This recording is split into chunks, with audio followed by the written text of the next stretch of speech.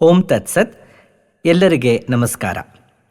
ಬಾಣಾವರದ ಪೂಜ್ಯ ಶ್ರೀ ಶ್ರೀನಿವಾಸಯ್ಯ ಅಣ್ಣನವರು ಪದ್ಯ ರೂಪದಲ್ಲಿ ಸಂಗ್ರಹಿಸಿದ ಮತ್ತೊಂದು ಅನುವಾದದ ಕೃತಿ ಶ್ರೀ ಶಂಕರ ಭಗವತ್ಪಾದರು ಅನುಗ್ರಹಿಸಿರುವ ಸಾಧನ ಪಂಚಕಂ. ಈ ಅನುವಾದ ಕೃತಿಯ ವಿಶೇಷವೆಂದರೆ ಇದು ಶ್ರೀ ವೇದಾಂತ ಸುಬ್ಬಯ್ಯ ಶಾಸ್ತ್ರಿಗಳ ವ್ಯಾಖ್ಯಾನದ ಸಾರಾಂಶ ರೂಪವಾಗಿದೆ. ಶ್ರೀ ವೇದಾಂತ ಸುಬ್ಬಯ್ಯ ಶಾಸ್ತ್ರಿಗಳು ಅಣ್ಣನವರಿಗೆ ವೇದಾಂತದ ಗುರುಗಳಾಗಿದ್ದರು. ಅಣ್ಣನವರೇ ಹೇಳುತ್ತಿದ್ದಂತೆ ಅಣ್ಣನವರಿಗೆ ಶಾಸ್ತ್ರಿಗಳಿಂದ ಮಹಾವಾಕ್ಯದ ಉಪದೇಶವೂ ಕೂಡ ದೊರಕಿತ್ತಂತೆ. ಶ್ರೀ ಶಾಸ್ತ್ರಿಗಳು ಸಾಧನ ಪಂಚಕದ ಮೇಲೆ ಮಾಡಿದ ವ್ಯಾಖ್ಯಾನವು ಬಹುಶಃ ಶ್ರವ್ಯ ರೂಪದಲ್ಲಿ ಇಂದು ದೊರಕಲಾರದೇನೋ, ಏಕೆಂದರೆ ಇದು ಬಹಳ ಹಳೆಯ ಕಾಲದ ಮಾತು. ವ್ಯಾಖ್ಯಾನವನ್ನು ಅಣ್ಣನವರು ಪ್ರಾಯಶಃ ಬರೆದಿಟ್ಟುಕೊಂಡಿದ್ದಿರಬಹುದು. ಆ ದೃಷ್ಟಿಯಿಂದ ಇದೊಂದು ಅಪರೂಪದ ಕೃತಿ.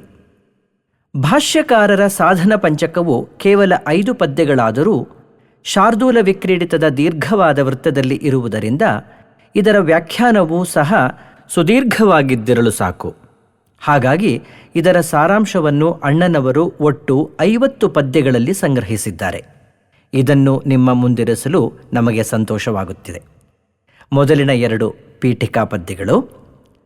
ಕರ್ಮವು ದ್ವೈತ ಪ್ರಪಂಚಕ್ಕೆ ಸೇರಿರುವುದಾದರೂ ಪೂಜೆ ಪಾಠಗಳಂತಹ ಶಿಸ್ತಿನ ಪರಿಪಾಲನೆಯು ಸಾಧನಕ್ಕೆ ಅಗತ್ಯವಾದುದು. ಅಂತಹ ಸಾಧಕನಿಗೆ ಚೇತನವು ಸ್ವಾನುಭವದಲ್ಲಿ ಉದಯವಾಗುವುದು ಎಂದು ಈ ಕೃತಿಯನ್ನು ಪ್ರಾರಂಭಿಸುತ್ತಾರೆ.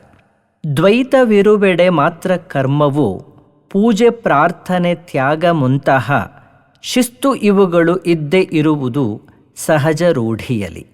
ತನ್ನ ಬುದ್ಧಿಯ ಹಾಗೂ ಮನಸ್ಸಿನ ಪಾಶದಲ್ಲಿಯೇ ಸಿಲುಕಿದಂತಹ ಮನುಜಗಿರುವುದು ಶಿಸ್ತು ಪಾಲನೆ ಬಿಡದೆ ನಡೆಸುವುದು. ಸಾಧನಾ ಪಂಚಕದ ಶ್ಲೋಕದಿ ಶಂಕರರು ತಿಳಿಸಿಹರು ಪ್ರೇಮದಿ ಶಿಸ್ತು ಪಾಲನೆ ಮಾರ್ಗಗಳನ್ನು ಅಧ್ಯಾತ್ಮ ವಿಷಯದಲ್ಲಿ. ಅಂತೆ ಸಾಧನೆ ಮಾಡುವವರಿಗೆ ಇಂದ್ರಿಯಗಳಿಗತೀತವಾಗಿಹ ಚೇತನದ ದಿವ್ಯತೆಯು ದೊರೆಯುವುದು ಸ್ವಾನುಭವದಲ್ಲಿ. ಈಗ ಶ್ಲೋಕಗಳನ್ನು ವಿಭಾಗ ಮಾಡಿಕೊಂಡು ಅನುವಾದಿಸಿ ಅಣ್ಣನವರು ಲಲಿತ ಷಟ್ಪದಿಯಲ್ಲಿ ಬರೆದ ಅದರ ಭಾಷಾಂತರವನ್ನು ಓದಿಕೊಳ್ಳೋಣ. ಈಗ ಮೊದಲನೆಯ ಶ್ಲೋಕ. ಈ ಮೊದಲನೆಯ ಶ್ಲೋಕದಲ್ಲಿ ಮುಖ್ಯವಾಗಿ ವೇದಶಾಸ್ತ್ರಗಳ ನಿಯತವಾದ ಅಧ್ಯಯನ, ಈಶ್ವರಾರ್ಪಣ ಬುದ್ಧಿಯಿಂದ ಕರ್ಮಗಳ ಅನುಷ್ಠಾನ, ತನ್ಮೂಲಕವಾಗಿ ಪಾಪಗಳ ಹೊರೆಯನ್ನು ಇಳಿಸಿಕೊಂಡು ನಶ್ವರವಾದ ಸ್ವರ್ಗಾದಿ ಸುಖಗಳ ದೋಷವನ್ನು ಅರಿತುಕೊಂಡು ಆತ್ಮಸ್ವರೂಪದ ಜಿಜ್ಞಾಸೆಯನ್ನು ಮಾಡಲು ಆಹ್ವಾನಿಸುತ್ತಿದ್ದಾರೆ.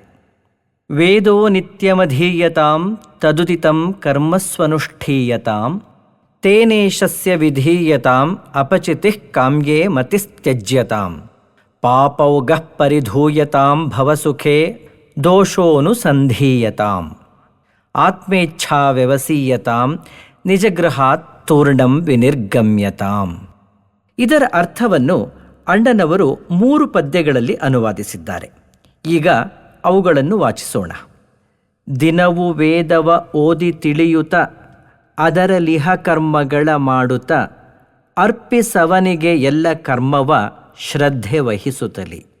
ನಾನು ನನ್ನದು ಎಂಬ ಸ್ವಾರ್ಥವು ವೃದ್ಧಿಪುದು ವಾಸನೆಗಳಿಂದಲಿ ತಾಪ ಆತಂಕಗಳ ಹೆಚ್ಚಿಸಿ ಸತ್ವ ಕಳೆಯುವುದು. ಅವುಗಳಿಂದಲಿ ದೂರ ಉಳಿಯಲು ಕಾಮ್ಯರಹಿತದ ಕರ್ಮ ಮಾಡುತ್ತಾ ಪರಮನಲ್ಲಿ ಶರಣಾಗುವುದು ಬಹಳ ಸರಳ ಉತ್ತಮವು. ಇಂತು ಇರುತ್ತಿರೆ ಪಾಪರಾಶಿಯು ಕರಗಿ ಹೋಗುತ್ತ ಭವದ ಸುಖದಲ್ಲಿ ದೋಷ ಕಾಣುತ್ತಾ ಮನವು ಸಾಧನ ಪಥವ ಹಿಡಿಯುವುದು. ಹೀಗೆ ಬಾಹ್ಯದ ಸೆಳೆತದಿಂದಲೇ ಬಿಡಿಸಿಕೊಳ್ಳುತ್ತಾ ತನ್ನ ರೂಪವ ಅರಿತುಕೊಳ್ಳಲು ತೊಡಗುವುದು ಅನಿವಾರ್ಯವೆಲ್ಲರಿಗೂ. ದೇಹ ಮನ ಬುದ್ಧಿಗಳೇ ನಮ್ಮಯ್ಯ ನಿಜದಿ ಗೃಹವಾಗಿಹುದು. ಅದರಿಂ ಜೀವಭಾವವ ತೊರೆದು ಚೈತನ್ಯದಲ್ಲಿ ಒಂದಾಗು. ಸಂಸಾರ ಸುಖದಲ್ಲಿಯೇ ಮುಳುಗಿ ಹೋಗದೆ ಸಾಧನೆಯ ದಾರಿಯನ್ನು ಹಿಡಿದ ಮೇಲೆ ನಿಜಗೃಹಾತ್ ತೂರ್ಣಂ ವಿನಿರ್ಗಮ್ಯತಾಂ, ಮನೆಯನ್ನು ಬಿಟ್ಟು ಬೇಗನೆ ಹೊರಬನ್ನಿರಿ ಎನ್ನುವುದನ್ನು ವ್ಯಾಖ್ಯಾನದಲ್ಲಿ ಅಂತಃಕರಣಗಳಾದ ದೇಹ ಮನಸ್ಸು ಮತ್ತು ಬುದ್ಧಿಗಳು ನಮ್ಮಯ್ಯ ಜೀವಭಾವಕ್ಕೆ ಕಾರಣವಾಗಿರುವುದರಿಂದ ಅವುಗಳನ್ನು ತೊರೆಯಿರಿ ಎಂದು ಹೇಳಿರುವ ರೀತಿಯನ್ನು ನೀವು ಗಮನಿಸಬೇಕು. ಇಲ್ಲಿಯವರೆಗೆ ಸಾಧನ ಪಂಚಕದ ಮೊದಲನೆಯ ಶ್ಲೋಕದ ವ್ಯಾಖ್ಯಾನವನ್ನು ಹೇಳುವುದಾಗಿದೆ. ಮುಂದಿನ ಶ್ಲೋಕದ ವ್ಯಾಖ್ಯಾನವನ್ನು ಮುಂದಿನ ಖಂಡಿಕೆಯಲ್ಲಿ ನೋಡೋಣ. ಎಲ್ಲರಿಗೆ ಮಂಗಳವಾಗಲಿ. ಓಂ ತತ್ಸತ್.